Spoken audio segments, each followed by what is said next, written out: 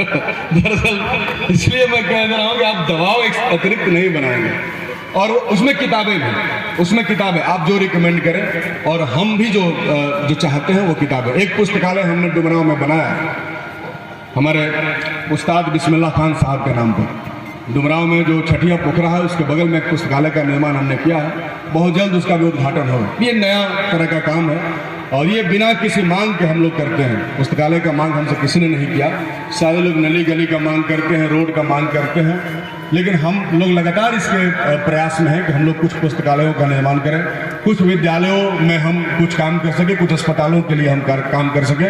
आप लोगों को जानकर के इस बात की खुशी होगी कि इस NH 84 पर कोई सरकारी अस्पताल नहीं था।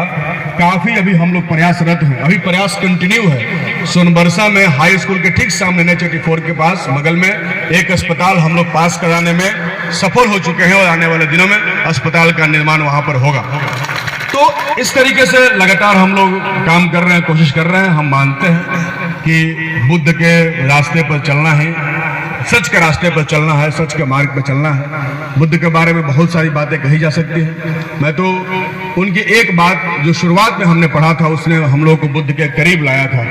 बुद्ध दुनिया के इतिहास में ऐसे पहले व्यक्ति हुए जिन्होंने प्रेम, करुणा, सत्य और अहिंसा को एक अस्त्र के रूप में इस्तेमाल किया, और ना ही उसको एक इस्तेमाल किया बल्कि उसमें सफलता पाई। आप देख लीजिए, जितने आपके पास कहानियां हैं, चाहे वो रामायण की लड़ाई की कहानी हो, महाभारत की लड़ाई की कहानी हो, या दुनिया की जितनी कहानियां आप पढ़ेंगे, वहां समस्याओं को खत्म करने के लिए युद्ध करना पड़ा।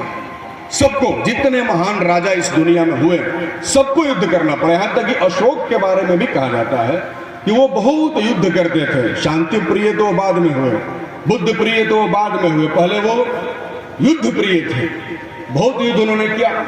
लेकिन बुद्ध ने जो इस अस्त्र का इस्तेमाल किया, सबसे पहले आप अंगुलीमाल नामक डाकू की कहानी पहले हम लोग 5वीं कक्षा में पढ़ते थे। सारी समस्याएं, राम जी को भी युद्ध करना पड़ा, कृष्ण को भी युद्ध करना पड़ा, जो भी कहानियां हैं सब में युद्ध हुआ। लेकिन बुद्ध एक ऐसे व्यक्ति थे जिन्होंने बिना युद्ध किए अंगुलीमाल जैसे खतरनाक डाकू को जीत लिया और उसको सच्चे मार्ग पर ला दिया।